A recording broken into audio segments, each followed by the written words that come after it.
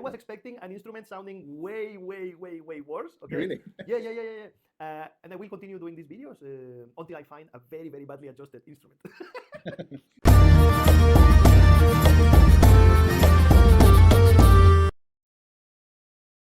Hello, crankers, and welcome to a new episode of Zanfoneando. Today we are going to have a live adjusting session. Let's see your instrument, see what happens. Do you want to introduce yourself for the people watching? Well, my name is Ali, and I'm a PhD candidate in the field of history. Nice. I play the piano since I am 8, since I was 8. I'm sorry, but hurdy-gurdy first catched my eye like 13 years ago when I was in college. But to my knowledge, at least, there are no luthiers that makes the hurdy-gurdies in Turkey. There I'm is from one Istanbul. only that I know. Really? Yes, he's starting out. He's in Izmir. Izmir? I think he's in Izmir. Yes. He's called Gorkem. Okay.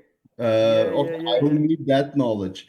Uh, so, as I said, uh, I wasn't aware of that, and opportunity came up. My friends visited the UK, and I found an instrument, and I just seized the opportunity. And now it has been like 1.5 week or 2 weeks, I guess. Okay. Yeah, I'm still learning. Getting a good sound was a pain. It's difficult, eh? When Yeah, you in are the starting in the out, first it's couple like, of "Uy." days,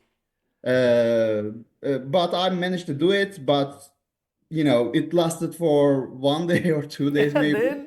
then gone. Yeah, exactly. Then it was gone, and it was another struggle, and so on and so forth. Okay, so let's see. Where is your instrument? We want to hear it. Oh, So this is nice. the instrument. Who Uh, made it? just a second. I don't know how it is. How does it sound right now? But Okay, let's see what's let's see. going on.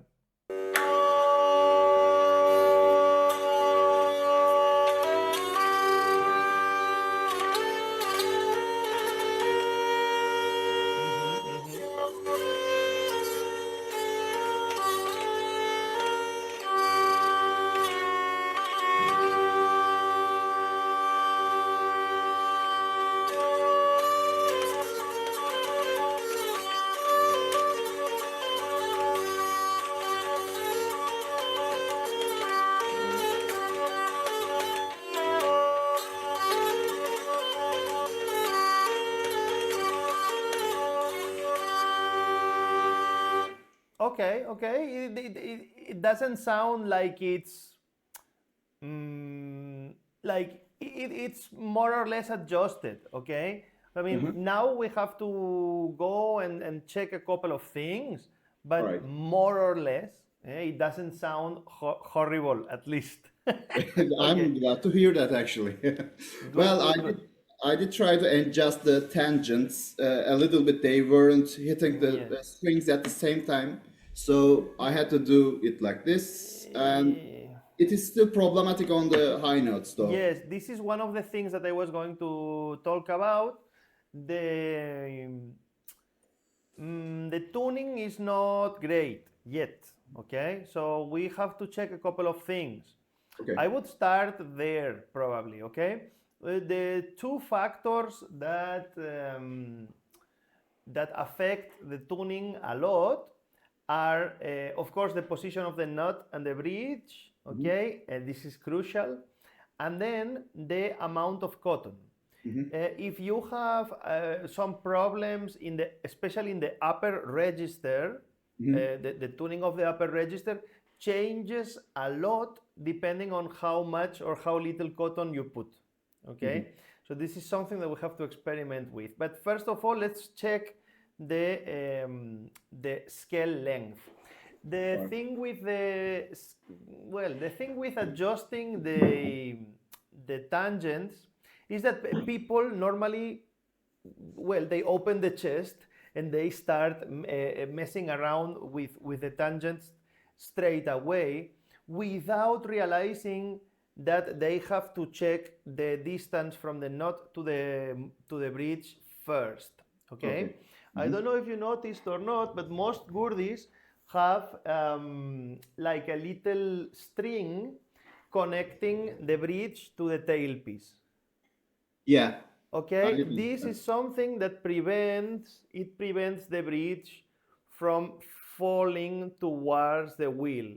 Okay, well, or at least it should prevent it, but most of the times it doesn't. Okay, so with the years, when the instrument gets older and older, this string can become a little bit loose. Okay, and the bridge, it can move.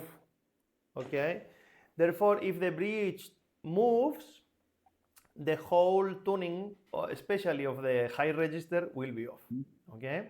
Okay. Another thing that can happen is that the intonation was set originally for a specific gauge of string, and when we change the strings and we put another thing, we have to readjust the scale length to work with this caliber, okay, with this caliber of string. Okay, so this is the introduction to how to adjust the tangents. The first thing that I need you to check is the 7th tangent of the bottom row. Okay, the 7th tangent of the bottom row.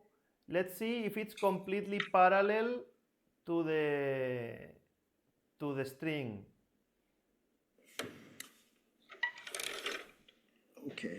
Okay, let's count. It should be the octave, no? Like the octave of the open string. Yeah.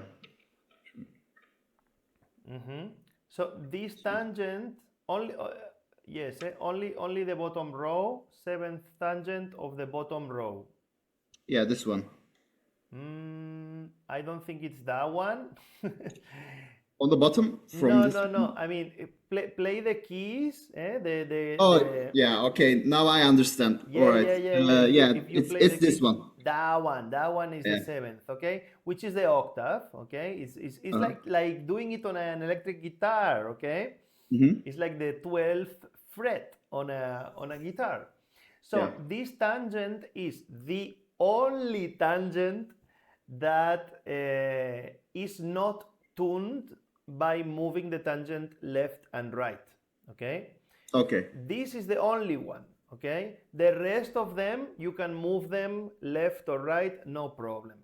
But the 7th tangent of the bottom row, which corresponds to the octave of the open string, has to divide the scale length exactly by 2. Okay. This is because the keyboard calculations are done for a specific scale length. Okay, and basically to have the 7th tangent of the bottom row perfectly aligned. Okay, what happens if you neglect this? If you neglect this, the tangents start crooking, no, to like tilting to one of the sides or one of the other sides, and sometimes even they prevent the instrument from trilling. The trills do not work because of the extreme angles of the tangent. Okay. Yeah. So was your 7th key, I mean the tangents of the 7th key of the bottom row, were they straight? Well, I have adjusted the 7th tangent that hits the D5 string. Other than that, I haven't touched the other one, the D4 string one. But yeah, it is perfectly straight. At least it looks to me that way. And I can actually measure it right now. It will be interesting. Why not? Let's see. So from this is the nut, right? This is the Yeah, note, from exactly. this to this or To that, exactly. It has to be to the from bridge. from the inner part of the note to the inner part of the bridge. Okay, all right. This will be interesting. Let's see what happens. Yeah.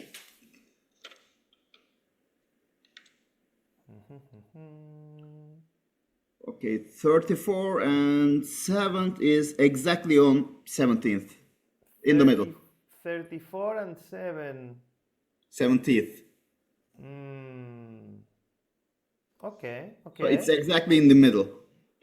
Perfect. Okay. So this is good. The next question is, Yeah. when you tune the string to the correct pitch, Uh-huh.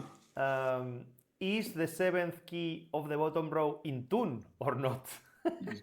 Well, we can check that as Because well, I guess. maybe it's good, maybe it's not. So, I mean, maybe the scale length is wrong. Okay. Okay. Even if, well, it shouldn't, but let's see. Well, when I was playing before, I haven't noticed any too much, Perfect, perfect. Yes, yes. So out of let's check the tuning.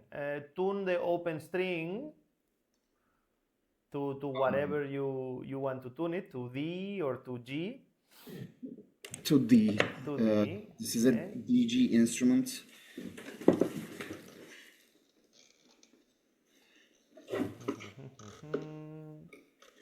Okay, let's see.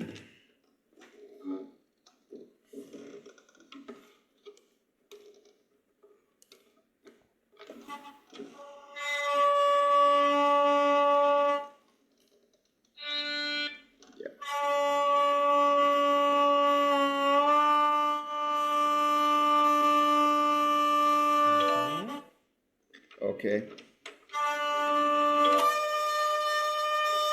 Too sharp. Yeah. Too sharp, right? Yep. So the idea, well, there are a couple of things that we have to take in consideration to have a perfect tuning. Of course, people normally think that gurdys are like pianos, like fixed tuning instruments, no?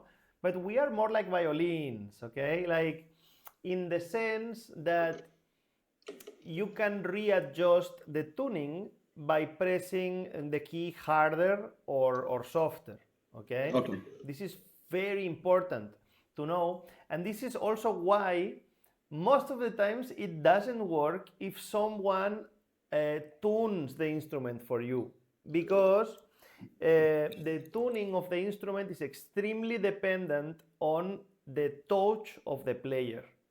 Okay, if my touch is harder than yours, if I press harder, I will compensate my touch by tuning the tangents a little bit flatter. Yeah. Okay, but maybe your touch is super light.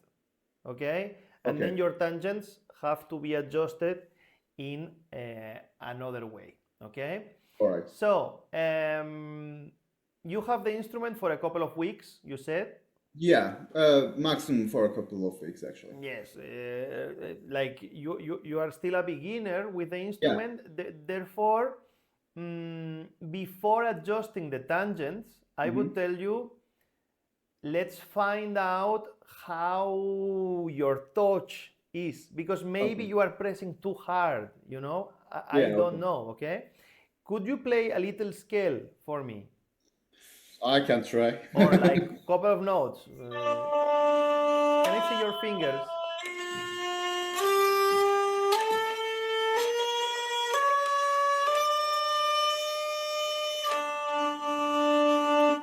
The finger pressure sounds okay to me. So let's see. Let's go to the seventh key of the bottom row, but instead of pressing it straight away, like pa, All right.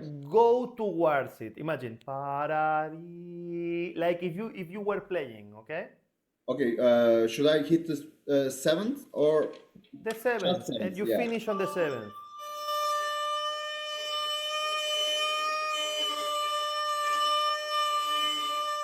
one more time. Come from another note. All right. Para, whatever. Okay, do you see what happened now? When you play the note alone, you are playing it super hard, like pressing a lot. Yeah. But when you come from other notes, like if you were playing a melody, the tangent is in tune, Yeah. more or less. Okay, so this is something that we have to take in consideration when doing the adjustment. Okay, Okay. you need to press or to check all of the keys like if you were playing, because Yeah. if you change the touch, then later what are we going to do, no? Yeah. So this is one. You need to check the same thing on the other string, okay? And in case in case the seventh tangent, the seventh key of the bottom row has both of the tangents straight, and they are not in tune, maybe not for you, but maybe for other person. This is the moment where you have to start messing around with the scale length. Okay. Okay. Check if your bridge is tilting or it's too far out, something like this. Or if it looks good, you can adjust the knot to make the seventh key of the bottom row in tune. And Okay. it's only then, okay, only then, when everything is in tune, the scale length is in tune, and the seventh key of the bottom row is in tune, it's only then when you have to start tuning all of the Tangents. tangents. Yeah. Yes. Okay. Another thing that yeah, it might be a little bit complicated from a beginner's perspective, but I think you have a background in music, no? Like you play other Yeah. instruments, yeah. So for you, it's Yeah. not I going teach to be I teach so piano. difficult. I have played in an orchestra. Yeah. Exactly, perfect. Yes. So, some people like to tune the tangents with the tuner, okay? Uh-huh. And then this doesn't work, okay? Because of the concept of the equal temperament, no? And the point is, I'm aware of this, and I of never do course, that. of Yeah. course, but it's so difficult, right, for beginners, because they say, the tuner says it is in tune. Yeah. Why? That's a modern concept. Don't do that. Yeah. Exactly. Don't do it. It's a modern concept, as Ali says. It's extremely tricky to get the Yeah. beginners to do this. That's true. So basically, you have to use your ears. You know it already, and I am, I am interested in tuning the tangents always with a drone underneath. Yeah. Okay. Me too. I'm doing that as well. Perfect. Because this changes the whole story. Okay. Exactly. And then some people will ask in the comments. Maybe they will say, but then I tune the instrument in D with the D drone, and then when I play in C, do I need to tune the whole thing? Well, yes. Yeah. Theoretically, Exactly. theoretically, yes. There are some notes that are very crucial, and that they will sound great with one drone and so bad with the other one, no? So that's Exactly. why I tell everybody to be very aware that we are not pianos, that we don't hit a note and that's it. No, we have to readjust sometimes, depending on the drone. One second, my camera turned off, but you get the idea, and everybody gets the idea. Good. So after you do this, we would have to see your cotton. Yeah. Sure. Exactly. Is it a lot? That was my pain Of course. initially. Okay. So It's okay. these are for the drones. Okay. I don't see it very well, but it looks okay. Looks decent. Okay, this actually got slipped. Well, Okay, for one. it's better that it can move a little bit. Let me check. Yeah. All right. D4 and D5. If you can see, if you can't, I can adjust actually. It's okay. More or less, I can see. Okay. The black one is D5, of course, and this is the trumpet. Cotton looks okay-ish, okay. But Yeah. I've seen one thing that is going to mess your intonation a lot.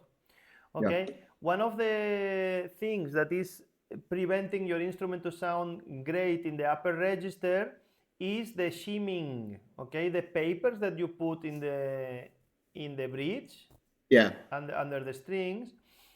Do you see that there is a little leftover paper Oh yeah. towards the wheel? Yeah. This one. Yes, this is changing your string length.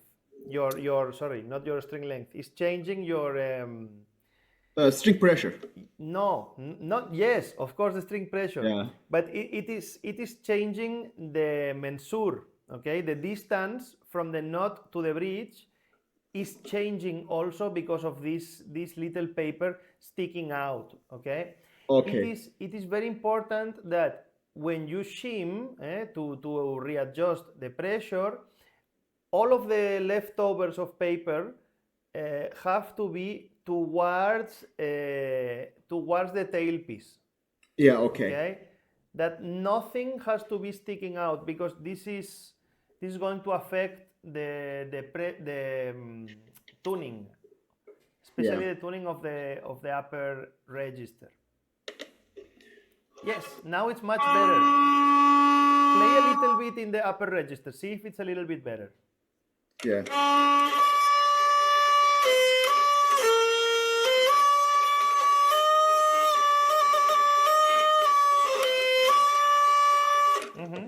Good. Well, it certainly is more clear. A little bit more clear. Then let's check the pressure of the instrument. Okay, let me show Okay. you a way of doing like a pressure check, basically. Okay. I would like you to turn the manivelle as slow as possible with Okay. any inertia, no inertia, okay? Just like, because what we are going to look for is the beginning of the sound, okay? Okay. Let's see.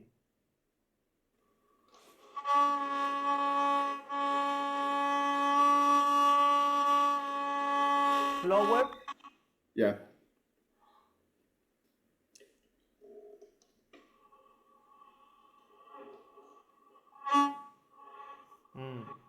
Do you hear what's happening? Yeah. The wheel is not even, no? Okay. So because there are some spots Uh-huh. where well, it can be that the wheel is not even, or it can be that the rosin is applied incorrectly. Okay, which can Well, be the case. yeah. How long since you put rosin for the last time? Probably 3 or 4 days ago. Okay, let's put some rosin and do Oh, the test again. all right. So I use this one. Yeah, yes, Dadario. Actually, it's Kaplan. Kaplan. Yeah. Kaplan is a brand of Dadario. Oh, really? No, Yes, that's my bad. good. And once you are done applying the rosin, it would be interesting with a rag. We can polish the wheel a little bit to Yeah. distribute the. Yes, that's it. Okay, let's see how it sounds now. Good.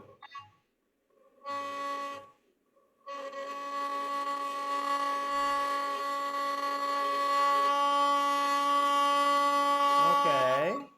Yeah. Okay. So let me talk to you a little bit about how to adjust the string pressure correctly. Okay. Ha. Most of the times, historically, okay, I said that there is never too much rosin, okay? Or, well, Okay. in the beginning, I said, when I was starting out, I like to say sometimes there is too much rosin. Then I moved to the other way of thinking where I thought, there is never too much rosin. There is only an incorrect pressure adjustment for a given amount of rosin. So I always said, like, keep the rosin level very, very high, because it's easier to go to 100% always Yeah. than going back to 28.5%, like, because there is no way of measuring. So that's why I used to say it's super nice to have a lot of rosin all the time. But this is only on instruments that are very well made, okay? Yeah. And I've been adjusting instruments for the past years, and sometimes you encounter luthiers that are horrible, Yeah. and sometimes you encounter luthiers that are not bad, okay, but a little bit conservative in terms of the angles of the strings, in terms of what is the pressure that they set the instrument for by default, okay? Yeah. So now my latest philosophy is that the teller of how much rosin can your instrument take is the trumpet, Okay. okay? Because unless the trumpet is adjustable, okay? Yeah. In most of the cases, if the instrument is not a very well made modern instrument, the trumpets are fixed, okay? And therefore, the trumpet needs to work with that specific pressure, okay? Because you are not going to start shimming the dog. I mean, you could, but it's suboptimal, because we would be drifting away from the first idea of the luthier. Okay, the luthier made the instrument to work with a very specific adjustment, okay, or with a very, I don't know how to say, but with an idea in mind, no? That's why I think the teller of how much rosin should your instrument have is the trumpet, is determined by the trumpet string. Okay, so can we listen to your trumpet string? Sure. Only trumpet, please. I think there are a couple of strings engaged. Actually, let me adjust the cotton. Yeah.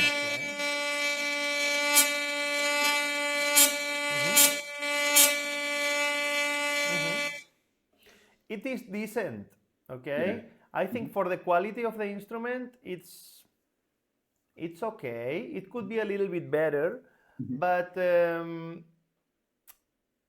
would reapply the cotton a little bit more even, okay, across the surface of the wheel. But Okay. this is not a big problem, okay? What And you have right now, it is a decent trumpet. what Okay? should I look for the quality of sound when I'm determining that? Sorry? What should I look for in terms of Yes. quality of the sound Look, for example. when determining if the trumpet sounds right or wrong? Yeah. Look. For example.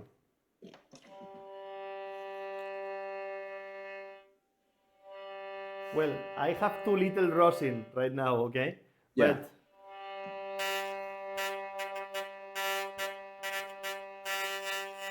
so do you see that I don't have any sort of, Yeah.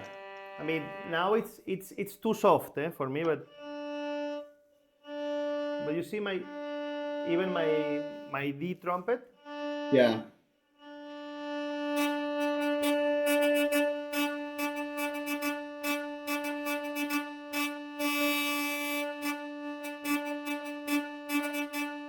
And even if I turn very slow,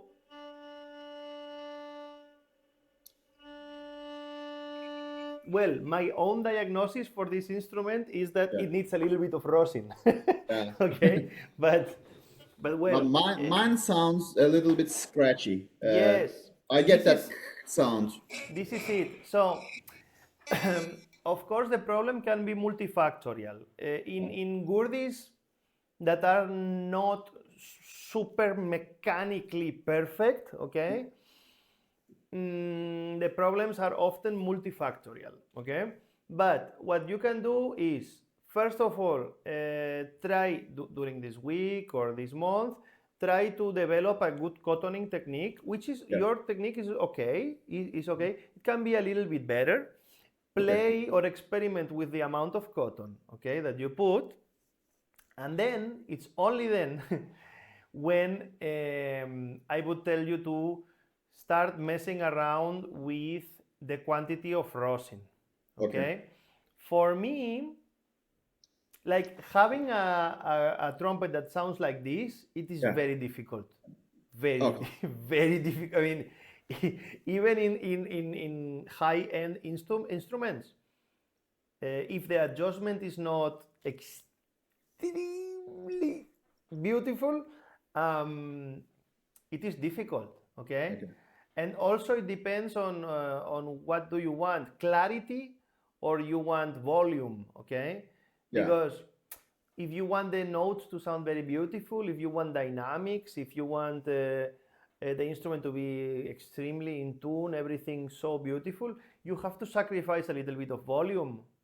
Okay, Okay. being Yeah. a little bit more conservative with the string pressure and with the quantity of rosin. If in the other hand you want to play for a bal folk, for example, and in a party without microphones and everything, and you need volume, and you are Yeah. never going to play the last notes of the instrument, so you don't freaking care. Yeah. Okay, then it's another way of adjusting, right? Yeah. Like you would need to put more rosin and lose the clarity of the top end, sacrifice this clarity to get a lot of projection, a lot of volume, to cut through if you play with bagpipes. You see, it depends Yeah. on the repertoire. Okay, Okay. so sorry, I get sidetracked very easily. No, actually, this is very helpful for me. Yeah. Good. And then once you decide all of this and your cottoning technique is great, what I would tell you is if you want a very, very crystal clear trumpet, Mhm. I would start like now, putting a little bit of rosin, see what happens, change the cotton. Like after you put the rosin, change the cotton, see how the instrument reacts, okay? Mhm. And I would look, if it was me, I would look for a very even sound and no scratchy. Yeah. Okay, Okay. so how do we get to no scratchy? This is the one of the things. Um, there are two ways. Mhm. The first way is manipulating the position of the dog. Okay. Okay, if the dog sits farther out, the, Mhm. the pressure decreases. Yeah. Okay, but this is going in the opposite direction of what the original maker was thinking. Yeah. So you have to think and see, like, okay, was or is my maker like a good maker? Mhm. Yes. Okay, then I have to go with his vision. Yeah. Was my maker or is my maker a little bit amateur, not so good? Okay, maybe I can impose my own vision on the string Okay. geometry and I can change Okay. some things. Okay, so this each one of the people that want to adjust has to think about this Yeah. point. Yeah, yeah. Good. So after we decide, if your luthier is good, Mhm. go with his vision, okay? And this means Rosin. Because maybe the luthier was thinking, no, okay, my style is this, and then I will set my own instrument to work great with very, very little rosin and a lot of pressure, which is not optimal, I have to say. It's very, very suboptimal, compensating the amount of rosin with a lot of pressure or very narrow and extreme string geometries. But some people do, and some of the old makers did it. For example, Sioga works with a shit ton of pressure and no rosin at all. Mounier also, okay? Which I don't say it's necessarily bad, but in my perspective, it's not, you know, so efficient, okay? Yeah. Well, this being said, in your case, if you don't want it to sound scratchy, I would take it to this point where it is right now, where it is a little bit scratchy, but you know, tolerable. Yeah. Okay, and then I would start taking away some rosin. Okay, and then I will try. I listen to it. Did it get better? But is it still scratchy? Okay, a little bit less. Okay. Okay, until you find the sweet spot. You want to really find the sweet spot where it's starting to sound not scratchy, okay? Because the dog really needs rosin to work. Yeah. A dog without rosin is like a day without bread, right? It's like it doesn't work. It's difficult to play the coops on a dog that doesn't have enough rosin. Okay. Okay.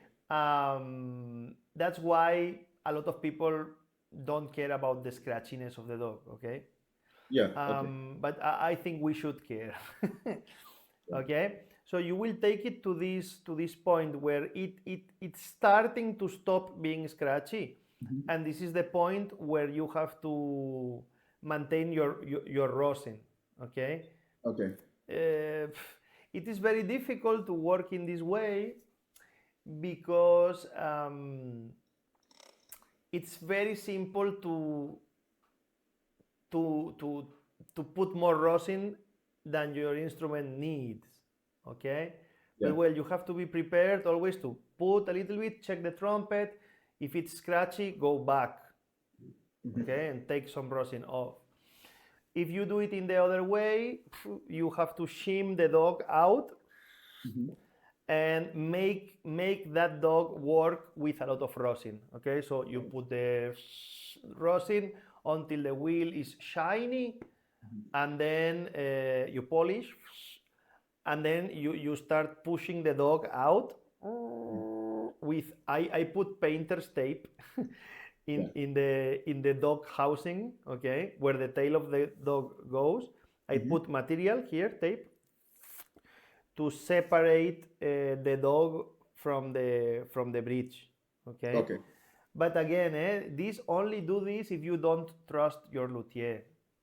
Yeah. Or Okay. if your luthier, you know, is not. Well, the problem not so is with good. my luthier that I don't know him. No, yeah, I know. And he is one of the old ones, I guess. So Yeah. there's a possibility that he's not around anymore. Yeah. Your instrument looks okay, Yeah. but I would be open to Oh, change the string geometry. it's right in the middle. Yeah. I Okay. would be open, you know. It is Yeah. Yeah. like it is not terrible, you know. It is Yeah. something okay, okay. But I would be open, Okay. you know, to mess So around with experiments. this. Yeah. Okay. Okay. But well, try both options. You have a lot of time, You are experimenting still. Yeah. Sure. So try both options. It's easier to work with the rosin, okay? It's easier to work in the vision of the luthier.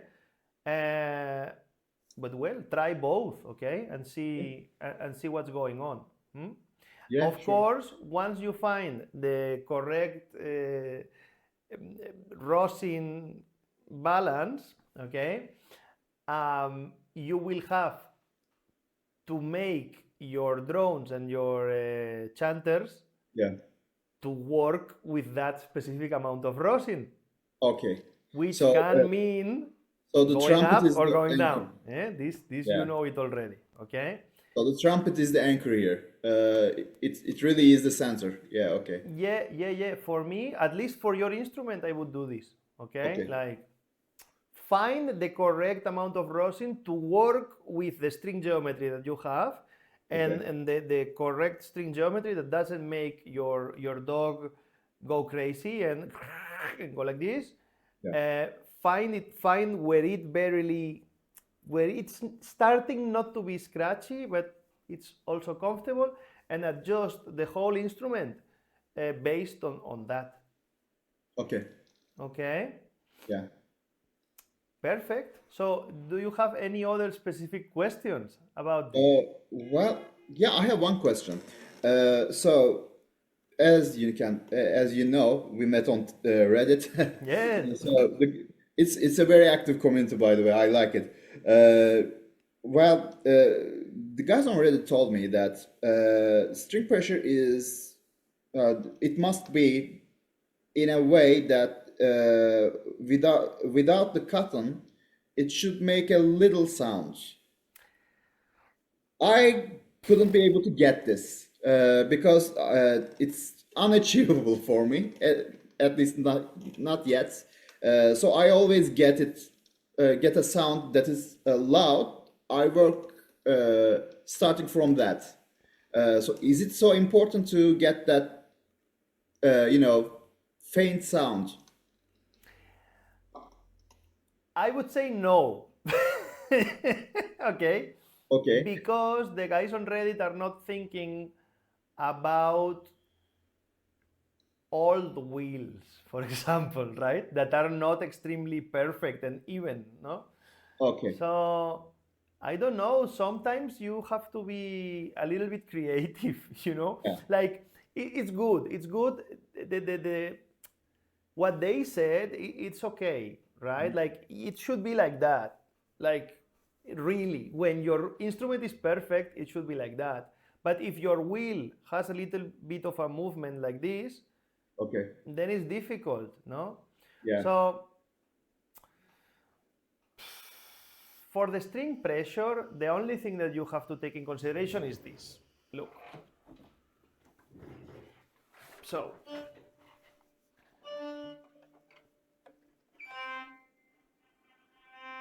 well, as I said, this instrument needs a little bit more rosin, okay? yeah. But I do these 3 steps, very simple steps. Once your rosin is perfect, which is not the case on my instrument, and I don't have, I have rosin with me, but not the kind of rosin that I want to put this in this instrument. So, well, this test is not valid on my instrument, okay? But I Okay, show you. So, the first step is you put rosin, okay? You check with the trumpet, everything works, blah, blah, blah, blah, blah, okay? Then you start rotating as slow as possible. You see that my instrument doesn't give any sound? yeah, This is because it needs rosin, okay? But it should be sounding more or less like this. okay, Okay, it's giving okay, you the like a very steady note. Okay, yeah, once you get there, you will check the last note of the instrument, the very top note, okay, and you will make it sound like this, okay, perfectly. Okay, right, if this is not the case, um, you have to play with the balance of the string pressure.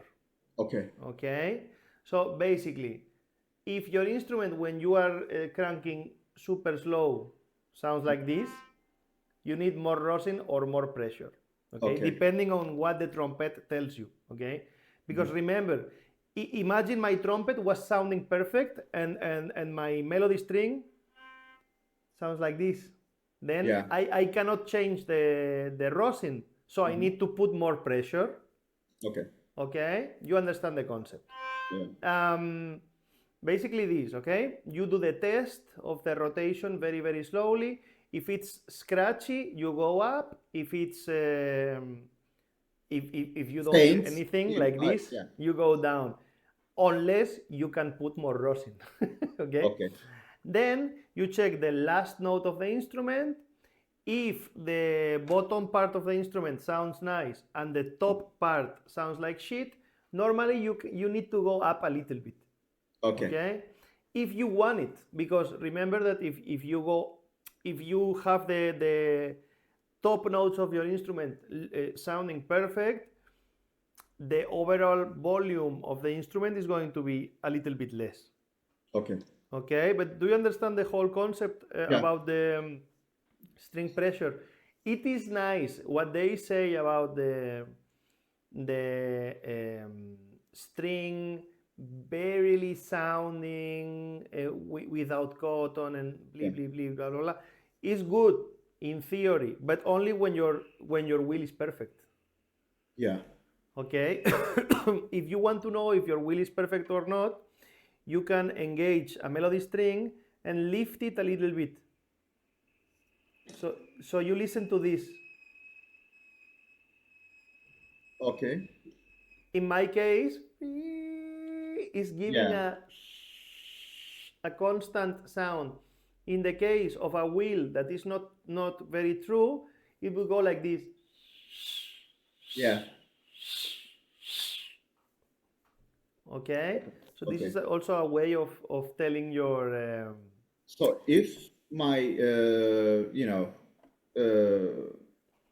if my wheel is not perfect, can I do something to adjust it? yes, yes. You can throw the wheel, although it's a very scary process in the Yeah, beginning. that's why I'm asking. Yes, I would probably take it to somebody, Yeah. okay? But if you are confident enough, it is very scary, but it's not really not so difficult, okay? Okay. And not, I don't want to say this, but I will say it. It's not so dangerous. Okay. Unless you are a crazy person, okay, that Yeah. doesn't know how to do things. But for anybody with, a little bit of responsibility, Yeah. it's going to be okay. Eh? So what people do is they take a new Stanley blade from any cutter or any blade, Okay. and basically you protect this part of the instrument with a little bit of leather or with a paper or masking tape or something, and you put the blade here and you start cranking, Yeah. and you will start hearing this. Yeah. So the point is that all of this is taking a little bit of material of the high spot of the wheel out. Okay? Okay. The concept is keep doing this until this disappears and you get the blade to touch the wheel at the same time. Yeah. All of the parts of the wheel at the same time. So the idea is to slowly you bring the blade closer until you hear friction in the whole blade. Yeah. Okay. Okay. Uh, Depending on how your wheel is designed, sometimes it's easier to do it in here, Okay. in this area. Sometimes it's easier in here.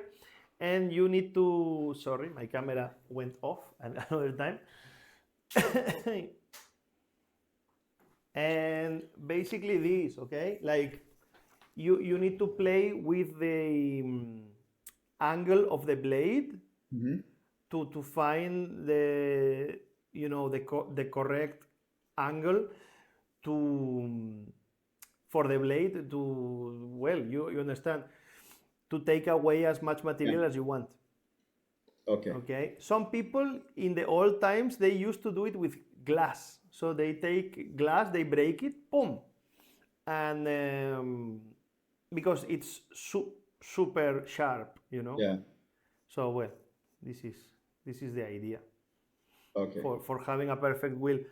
It is not so dangerous really if you if you know half of what you are doing, but well, of course, mm, you can fuck up, but again, it looks like you are going to break the instrument and the wheel will explode. Yeah. In reality, not really. And also, historically, um, the wheels were, I think that they were not so true all the time, okay? So I don't think it's a crucial, very crucial aspect. For example, if we check my Baroque Gurdy, Mhm. the wheel is solid and it is not true, but my adjustment makes it sound almost like it's true. Yeah. Okay, Okay. so I am overcompensating a couple of things to Mhm. make the wheel sound okay. Okay. So So it's all about adjustment. yeah, this instrument is Yeah. horrible. it's it's all day adjusting. Well, yeah, it's been a struggle, but I am having a lot of fun. Yes, of course. Yeah, since the So beginning well, of this. yeah, Ali, experiment. You know, with the adjustment and with all of these things. And well, I hope you send me a video of your instrument sounding magnificent. Hopefully in the future, yeah. Perfect. So you have any other questions? No, actually no. One last thing. Can Yes. I use ethanol instead of alcohol? Uh, Eh, you know, I don't know, to be honest. I use isopropylic alcohol okay. because it's the purest one and the one that contains less water. I don't know about ethanol and about the quantity of water that it contains, but the point is that it doesn't really soak the wheel too much, you know, that it Okay. evaporates fast. All right. Eh? So I don't want to say yes or no because I don't Okay. know in reality, but it should, I guess it should be all right, but I don't want to say it. Yeah. Okay. Okay. I will take the safe road as well. Okay. Exactly. Yeah. All right. Thank you, Sergio. Perfect. This was very helpful, and I actually needed it because, to my knowledge, again, there are no teachers around, so No, I only have to learn by online. myself. In Turkey, phew, no. Not so many. If you want to learn balama or or Yeah, oud, maybe maybe yes, no. But a lot of Gurdy teachers there. I know a couple of other players in Turkey. yeah, I know as well. Some because they are actually performing. As far as I know, one is from Ankara, and the other one was I forgot his name, but he played in an ensemble. They made the music for Mountain Blade video Oh, game. nice. Yeah. Uh, so I know a couple of players as well, Mhm. but they are not very active as far as I know. Well, we have to organize something in Yeah. Istanbul. let's Well, that would let's be do a great actually. gathering. All right, Ali. Perfect. So, well, it was nice to talk to you about a little bit of adjustment. I was Yeah. expecting an instrument sounding way worse. Okay. Really? Yeah. And I will continue doing these videos until I find a very badly adjusted instrument. Well, Okay, but I tell you, Ali, you are in the good direction. Eh? I see that you will have this instrument very well adjusted in no time. Okay, hopefully. Thank you so much, super. Sergio. All right. So I will see you probably soon. Yeah, probably. All See you right, around. Ali. See you, see you, see you, see you, see you. Ali surprised me a lot because I thought we were going to solve really, really, really basic questions of adjustment. But actually, we went very, very on detail, no, on the adjustment of the tangents and more advanced things. So, well, Ali, you are going to be a very good player very, very soon. Until then, keep on cranking. Bye.